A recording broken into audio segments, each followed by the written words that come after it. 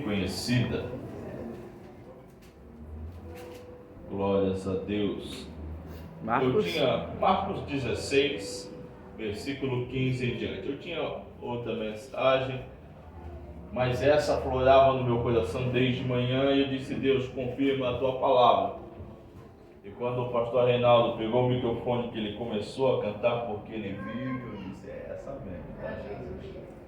Deus é bom demais. Livro de Marcos, capítulo 16, verso 15 em diante. Amém? Amém. Que diz assim: E disse-lhe: Ide por todo o mundo, pregai o evangelho a toda criatura. Quem crer e for batizado será salvo. Quem, porém, não crer será condenado. 17. E estes sinais hão de acompanhar aqueles que creem. Em meu nome expulsarão demônios, falarão novas línguas, pegarão em serpentes, e se alguma coisa mortífera beber, não lhes fará dano algum. Colocarão a mão sobre os enfermos e os curarão. Eu quero enfatizar o versículo 17 a parte A. E estes sinais seguirão aqueles que creem. Eu não quero de maneira alguma minimizar a oração dos homens de Deus, mas eu quero orar nessa noite. Senhor, meu Deus e Pai, Deus eterno, Pai amado, Pai querido, Deus, aqui está a tua palavra. Senhor, ó Pai amado, assim, Senhor, como vim orando, Pai amado, do caminho até aqui, Senhor, de mim não tenho nada. Mas, Senhor, pela tua graça e misericórdia, o Senhor me escolheu para levar as boas novas da tua mensagem. Senhor, que a tua palavra venha falar no profundo, no escondido, que a tua palavra venha falar nos corações necessitados essa noite, e que mediante essa palavra, Senhor, que ela possa, Pai, Senhor, entrar e penetrar aonde, Senhor, Pai amado Deus, uma faca, uma espada, Senhor, não penetra, entre as juntas e as medulas, na divisão da alma e do Espírito, Pai. Senhor, fala conosco e nos dirige, Pai amado, ao centro do teu querido nome de Jesus, amém. Sente-se dando glórias a Deus. Eu quero nesse momento agradecer a Deus por essa rica oportunidade que Ele me concede de mais uma vez estar ministrando a palavra do bom mestre. Eu costumo dizer que eu amo pregar, e se eu tivesse a oportunidade eu pregaria todos os dias, que é algo que incendeia e aflora o meu coração. Quero agradecer ao pastor Reinaldo pela confiança, e aos demais obreiros, irmã Maria, os obreiros da casa, pela confiança desse altar. Amém? Amém. A Bíblia diz, no livro de Marcos, capítulo 16, que ela vai se dirigir sempre, dentro do capítulo, a respeito da ressurreição do Mestre. Você vai ver que o capítulo inteiro é dado a ressurreição do nosso Senhor e Salvador Jesus Cristo. Na passagem que lemos, a Bíblia diz que Jesus então vai aparecer aos discípulos, e na sua aparição ele dá então as suas ordenanças, dizendo: ide por todo mundo, pregai o evangelho a toda criatura. Quem crê e for batizado será salvo, porém quem não crê será condenado. A Bíblia diz que ali então acontece um ponto. O tema a qual ele estava parafraseando finaliza. Ele começa um outro assunto dizendo: e estes sinais seguirão aos que crerem. Em meu nome expulsarão demônios, em meu nome falarão novas línguas, pegarão em serpentes, e se beberem alguma coisa mortífera não lhe fará dano algum. Em meu nome colocarão a mão sobre o enfermo e o curarão. Veja que o versículo então, o capítulo, perdão, é direcionado à volta do Mestre. Se você for estudar ou ler a Bíblia Sagrada, você vai ver então que Jesus está no monte orando, e vai chegar Judas então com os soldados, após a sua traição, para levar Jesus. E Jesus então sendo levado, Eu não quero entrar nesse contexto, mas eu quero passar por cima para você entender. A Bíblia diz que Jesus é levado, Pedro nega Jesus, e vão levar agora o autor da vida de frente com um povo. O povo irado, era a época de Páscoa. Diz a Bíblia que vai ter um homem chamado Barrabás. Veja que pela história, Barrabás já estava condenado. A morte de Barrabás já estava decretada. Porém, havia-se então uma lei judaica, a qual os romanos naquela época davam muito respeito, que na época de Páscoa, eles então davam a liberdade para um daqueles que estavam sendo sentenciados serem livres. Porém, naquele dia, foi então direcionado ao povo: vocês têm o poder na mão. Quem vocês querem que sejam livres? Jesus ou Barrabás? Você vai ver que diante da Bíblia Sagrada, o povo então vai escolher Barrabás. Se você for estudar, você vai ver que a cruz que Jesus carrega não é dele. O porte físico de Jesus não estava adaptado à cruz a qual ele levava. Por quê? Porque a cruz era de um homem que estava sentenciado já. Era um homem que sabia que o fim dele era morte e morte de cruz. Eu já quero pegar a primeira oportunidade e fazer você entender. Barrabás sabia que seriam os últimos minutos de vida. Barrabás sabia que o último momento da vida dele era: você foi condenado à morte e morte de cruz.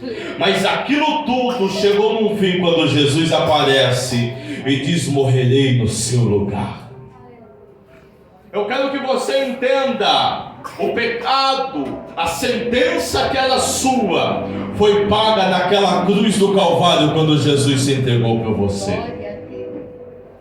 Se você for então entender ou pesquisar sobre aquele filme A Paixão de Cristo, você vai ver que o ator que faz o personagem Barrabás se chama Pietro Sarubi. Pietro Sarubi diz que Mel Gibson oferece a ele a bonificação de participar do filme. Porém, este homem, Pietro Sarubi, todas as vezes que era lhe estendido o convite para então fazer o ator Barrabás, ele nega todas, por dois motivos. O primeiro, por entender que aquela cena seria uma cena que não lhe teria benefício algum, porque o personagem a qual ele iria fazer era semelhante a um cachorro. O segundo, porque pelo rol da fama, o personagem a qual ele iria fazer não lhe daria crédito algum para crescer naquele âmbito cinemático. Pietro Sarubi, então, todas as vezes que é convidado para fazer a cena de Barrabás, ele nega. E no seu testemunho ele diz que com tristeza Gibson ultrapassa o valor do filme para convidá-lo a fazer aqueles pequenos minutos de cena. Diz no seu testemunho que ele então opta em fazer. E a orientação de Gibson era: no momento em que você fazer a cena, eu só vou te dar uma orientação. Em momento algum, olhe nos olhos de Jesus. A cena acontece, e se você tiver um pouco de tempo para assistir o filme, você vai ver que Pietro Sarubi, ao se apresentar na multidão, ele vai olhar por 2 vezes nos olhos do mestre. E ele diz que no seu testemunho, que quando ele olha nos olhos daquele que era Jesus, ele nunca mais foi o mesmo. Aleluia. conta o seu testemunho, que a cena foi gravada 47 vezes, e nenhuma das 47 vezes teve a mesma eficiência e eficácia como a primeira, quando ele olhou nos olhos de Jesus.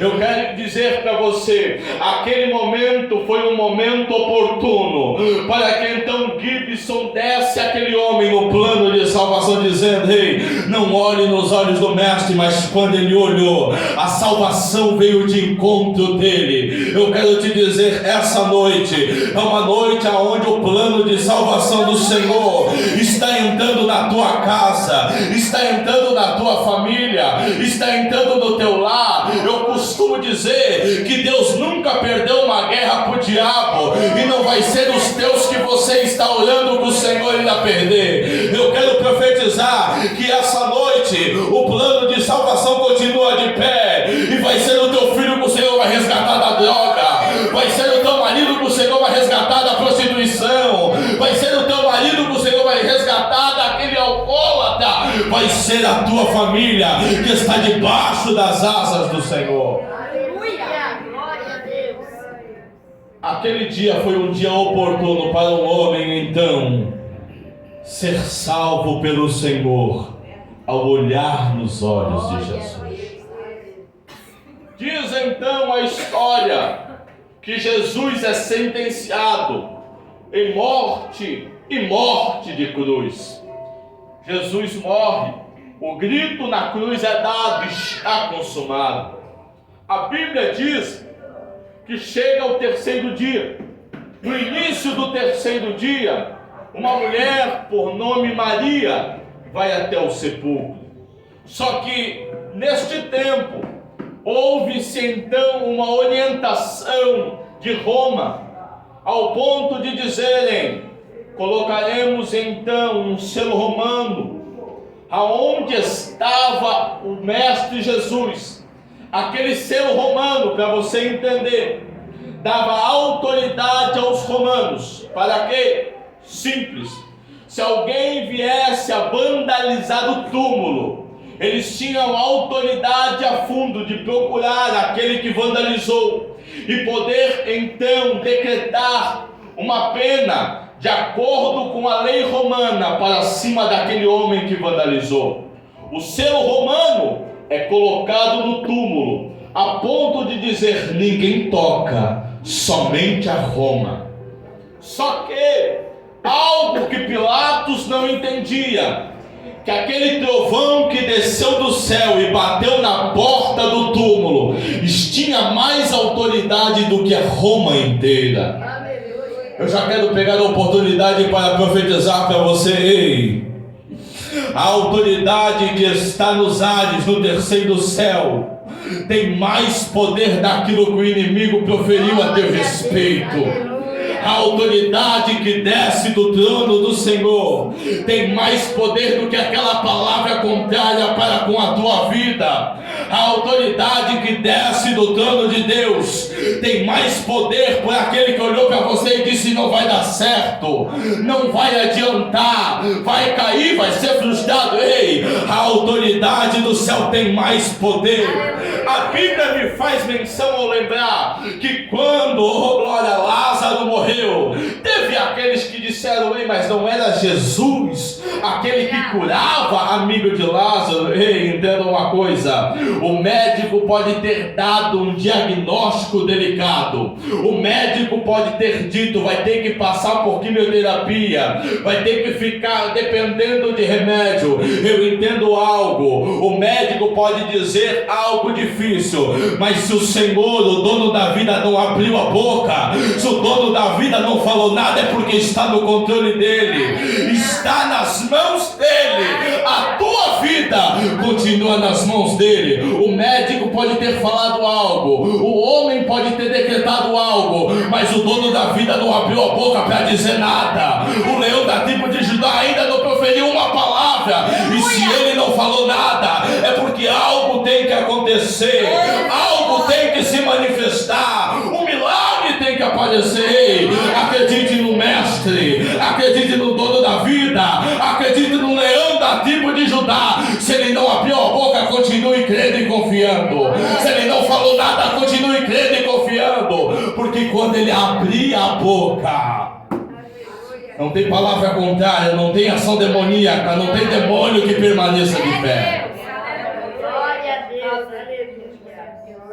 A Bíblia diz então que Maria chega, a porta do sepulcro está escancarada. Diante dos 3 evangelhos, Marcos diz que é um anjo, João vai dizer que são 2. E quando aqueles 2 anjos aparecem, a Bíblia Sagrada diz que os soldados romanos que estavam guardando aquele ambiente vão olhar para aqueles homens e vão ficar parados a ponto de estarem mortos. Maria chega, olha o sepulcro está vazio. Olha o local onde colocaram o mestre, está vazio. A tristeza vem ao coração, ao ponto daqueles homens olharem e disserem: mulher, por que você procura entre os mortos aquele que está vivo? Vai e diga aos seus irmãos que ele ressuscitou. A Bíblia diz então que ela sai correndo, chega para os discípulos e diz: ei, o túmulo está vazio, o mestre não está lá. A história diz que os discípulos se levantam e saem correndo. Vai chegar então ao ponto de um homem chegar e olhar para o sepulcro. Pedro então, acredito eu que era um pouquinho mais forte, chega um pouco depois. Quando ele vai chegar, ele vai entrar no sepulcro e vai olhar aonde estava o mestre. O mestre não está no sepulcro. Só que algo me diz que o coração de Pedro se alegra. Por que, pregador? Simples.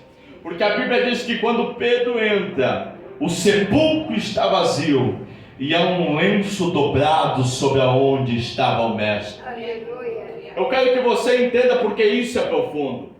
Existia uma lei judaica que era ensinada desde criança, que falava sobre o seu senhor e o servo.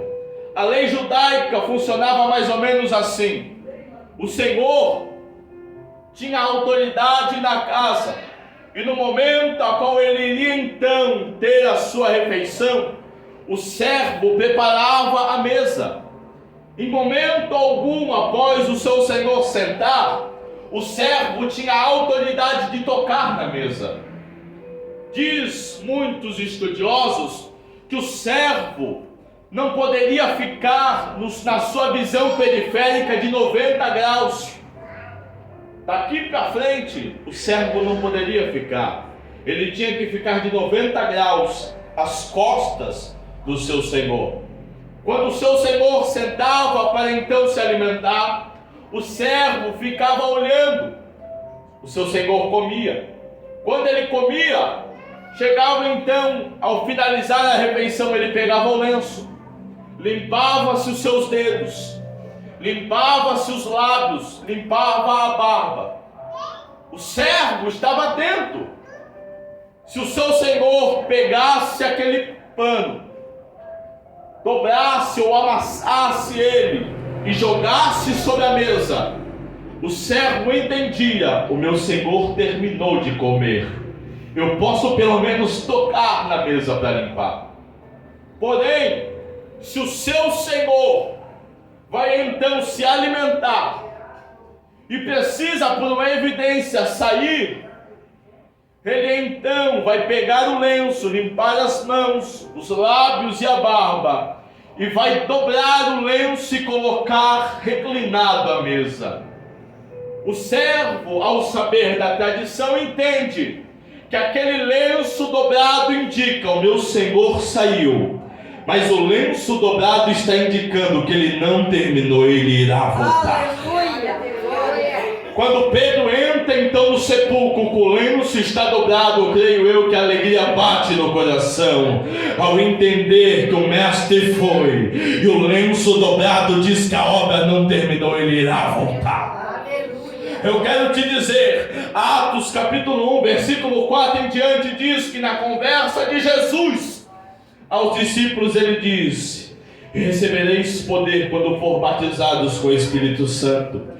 E ao terminar a sua fala, foi elevado às alturas, e diz a Bíblia, da mesma forma que ele foi, ele irá retornar. Só que algo me alegra, é que a Bíblia vai dizer que como ele foi, ele irá retornar a essa terra para buscar uma noiva lavada, buscar uma noiva remida, uma noiva que não se entrega, uma noiva que não se vende, uma noiva que não se prostitui. Eu quero te dizer, o Senhor vem buscar uma noiva e não uma amante. E quando ele virá sentado no cavalo branco, na sua coxa está escrito Rei dos Reis, Senhor dos Senhores. Eu venho te dizer, aquele que está de pé, cuide para que não caia, porque no suar da trombeta o Senhor vai buscar a sua noiva. Somente aqueles que conhecem que a salvação reclinou o coração, comece a glorificar, porque hoje pode ser o seu último culto, hoje pode ser a sua última reunião. O Senhor pode vir buscar a sua noiva hoje, o Senhor pode vir buscar a sua noiva agora, o Senhor pode vir buscar a sua noiva. Ei, enquanto há tempo, existe ainda alguém que clama dizendo: Senhor, tem de misericórdia pelos meus, Senhor, tem de misericórdia por mim. Ei, eu quero te dizer, da mesma forma que ele foi, ele disse naquele dia que ele irá voltar. Aleluia. Glória a Deus. A Bíblia diz então que eles vão para casa. Só que no livro de João, capítulo 20 ao 19, eles vão para casa. Se você estudar João 19, você vai ver que Maria fica. E quando Maria fica, a tristeza no coração é tão grande que ela vai olhar então e vai ver um jardineiro. Mal sabia ela que aquele jardineiro era o seu mestre. E as suas palavras ao desferir a ele era essa: Senhor, me diga onde colocasse o meu mestre, para que eu possa ir buscá-lo. A Bíblia diz que ela baixa a cabeça, vira as costas e sai andando triste. Aquele homem, ao ver a atitude da mulher, olha para ela e diz: Maria. Ela não estava vendo o mestre. Ela vai ouvir a voz do seu pai e entender: Rabone, és o Senhor. Entenda algo, naquele momento ela vai conhecer o autor da vida ressuscitado 3 dias entre os mortos. E somente na sua fala ela entende: é o meu Senhor. Eu quero profetizar essa noite que você tenha uma audição simples e sensata ao entender o Espírito Santo ao falar com você. Que a sua audição esteja apurada ao entender quando o mestre falar com você, você entender: é o Pai que está bradando. Ela vai então se alegrar ao ponto de chegar ao povo e dizer: o meu mestre ressuscitou. Só que entraremos então na palavra apolemos. Os discípulos vão embora. E por medo daqueles homens de Roma, de alguns judeus, a qual também crucificaram Jesus, eles vão se esconder dentro de casa. No livro de João, capítulo 20, verso 19, diz que no final da tarde daquele dia, eles então trancaram as portas, se reuniram para dentro, porque tinham medo do judeu. Por quê? Porque uma hora ou outra, eles iriam saber que o sepulcro estava vazio. E ao saber que o sepulcro estava vazio, a primeira pessoa que eles iriam apontar alguém seriam aqueles que caminhavam com o mestre. Quando eles entram da porta para dentro e trancam, a Bíblia diz que eles estão com medo. Só que algo me alegra. Talvez você se pergunte o quê? Sendo que o medo é aflorado naquele momento. Simples. porque a continuação do versículo é essa. E chegando à tarde daquele dia, cerraram-se as portas e com medo dos judeus, tinham se ajuntado. Porém, chegou Jesus e se colocou no meio deles e disse: a paz seja convosco. A primeira coisa que eu quero fazer você entender é: a porta não estava trancada. A porta onde eles estavam não estava cerrada? Estava. Porém a Bíblia diz que Jesus ultrapassa aquilo que estava trancado e se coloca no meio deles. E quando ele se coloca no meio deles, a primeira palavra do Mestre é: a paz seja convosco. Aleluia. Eu quero te dizer, ei, não há tranca, não há corrente, não há porta cerrada que irá impedir do meu Mestre entrar. Ah, mas foi colocado o meu nome na boca do cemitério, na boca do sapo, e macumba e feitiçaria. Ei, não tem obra contrária, não tem porta fechada, não tem cadeado que irá bloquear o meu Mestre de entrar. Eu quero te dizer, o meu Mestre está entrando na tua casa. O meu Mestre está entrando na tua família. Ah, mas pregador, lá no meu trabalho está uma frustração. É, o meu Mestre está entrando lá também. Porque não tem empecilho para ele. Aonde ele tem oportunidade para entrar, ele entra. E pode ser porta trancada, pode ser cadeado, pode ser corrente. A Bíblia diz que ele ultrapassa isso tudo e ele entra. E eu quero te dizer, o Senhor está entrando. Só que o que me alegra é que as primeiras palavras de Jesus é: a paz seja convosco. Talvez você se pergunte: por que, pregador? Sendo que a primeira palavra de Jesus é essa. Simples. Porque a pregação de Jesus nos seus últimos dias era em João 16: tenho-vos dito isso para que creiam em mim, e em mim vocês tenham paz. Só que ele não termina aí, ele continua dizendo: no mundo tereis aflições, mas tende bom ânimo, eu venci o mundo. Quando Jesus aparece no terceiro dia ressuscitado, a primeira coisa que ele vai então parafrasear é: a paz seja convosco. E talvez eu possa ver alguém lembrando aquele dia o Senhor dizendo: glória a Deus, creia em mim e tenha paz, eu venci o mundo. Só que ele enfatiza a sua palavra, talvez dizendo: e não foi só o mundo, eu venci a morte, eu venci o sepulcro. Aquela rocha que foi colocada na frente, eu venci também. Aquela roupa que me colocaram, não me parou, aquilo eu também venci. Desci no inferno e preguei. E no inferno eu venci o diabo também. Quando o Senhor voltou, ele enfatizou uma palavra que eu quero enfatizar para vocês: tenham paz. Dificuldades hão de se levantar, tribulações hão de aparecer, momentos difíceis hão de então chegar como presente do inimigo, mas tenham bom ânimo. Assim como disse o Mestre, eu venci o mundo.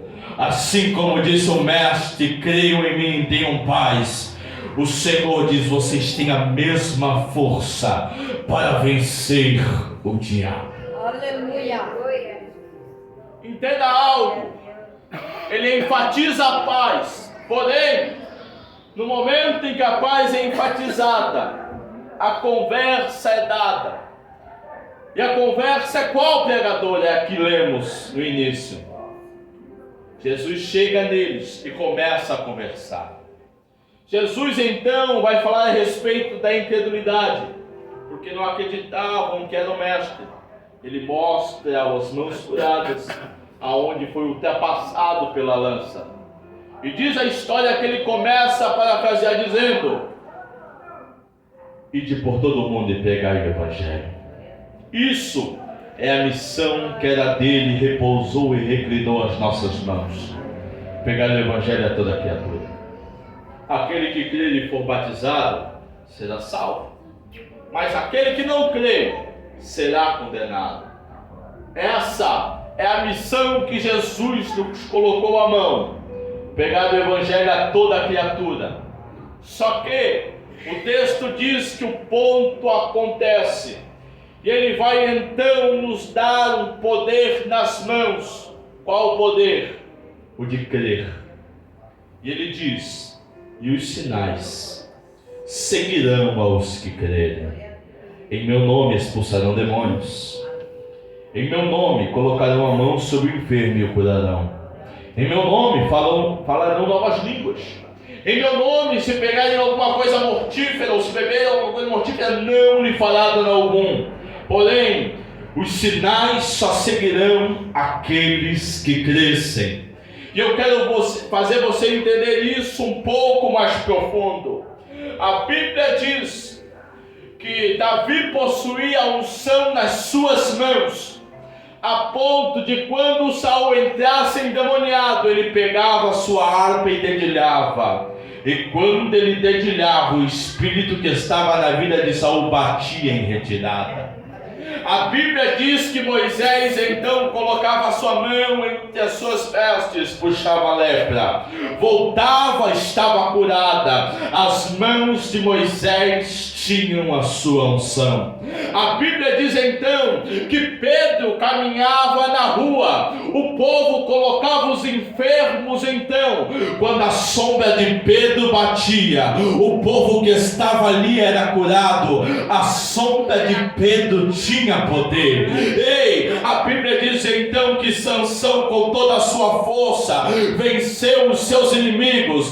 Por quê? Porque no seu voto de Nazareno, a sua navalha não poderia cortar os cabelos. O cabelo de Sansão tinha unção. E eu quero te dizer, os sinais seguirão aqueles que crescem. Os dedos de Saul expulsavam demônios, as mãos de Moisés tinham poder, a sombra de Pedro curava, os ossos de Eliseu, tinham tanto poder que quando lançado um homem na cova onde ele estava, o morto tocou nos ossos de Eliseu, o homem pula para cima e ressuscita, porque os ossos de Eliseu emanavam poder. E eu volto a te dizer, os sinais seguirão aqueles que crescem. Eu ainda acredito numa igreja onde acontece batismo com o Espírito Santo.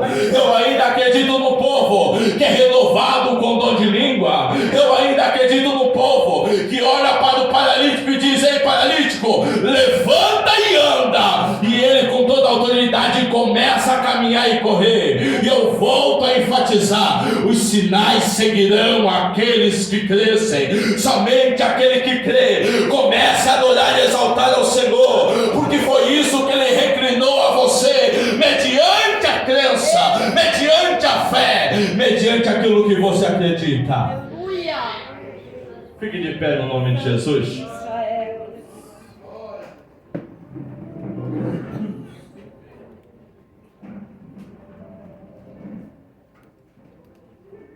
O livro de Marcos 16 enfatiza aquilo que é a respeito que Jesus nos dá. Fala uma certa vez que Jesus envia os discípulos a uma missão e dá a ele autoridade. Quando eles voltam, ele diz: Senhor, pelo teu nome expulsamos demônios. E se você for estudar a respeito de Atos, capítulo 1, versículo 4 em diante, você vai ver que as últimas palavras de Jesus foram essas: e recebereis poder quando forem batizados com o Espírito Santo. E ao terminar de falar, ele é elevado aos céus.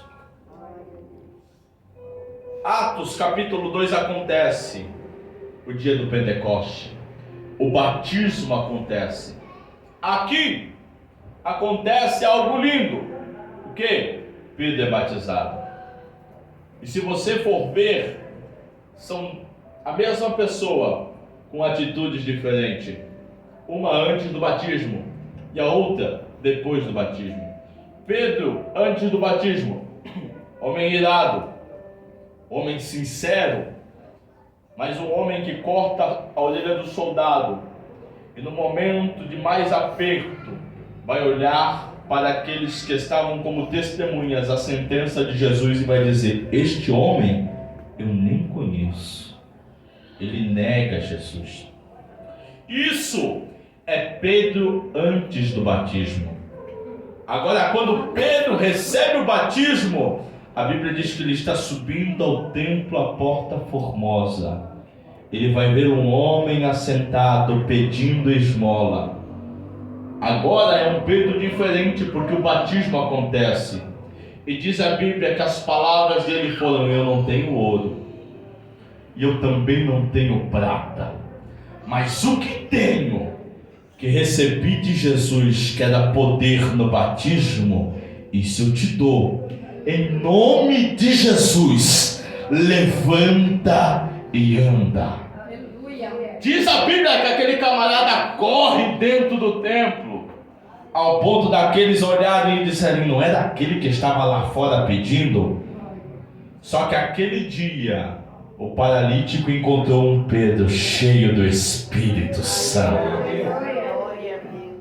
E eu quero te dizer, se você não é batizado, é uma noite oportuna para dar liberdade ao Espírito Santo te batizar.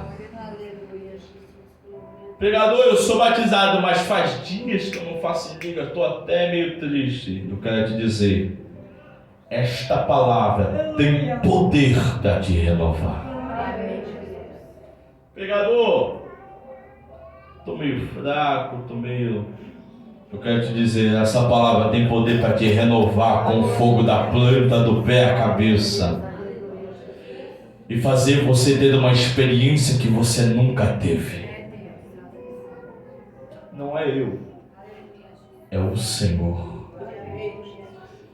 Eu quero convidar à frente somente aqueles que querem dar a oportunidade para o Espírito Santo tocar no coração. Pode vir à frente, estaremos orando.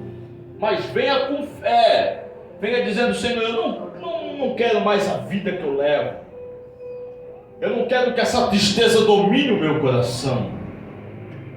Essa noite é a noite para o Espírito Santo te tocar e você sair daqui diferente. Eu quero dar a liberdade, venha à frente que estaremos orando. Eu quero passar no microfone. Eu quero pedir por uma irmã cheia do fogo louvar o hino. Glórias a Deus. Quem tiver aí, pode dar liberdade ao Espírito Santo atuar. E você que sentiu no coração que precisa de uma oração, pode vir à frente, estaremos orando, estaremos tocando em você, decretando cura, milagre, libertação, renovo.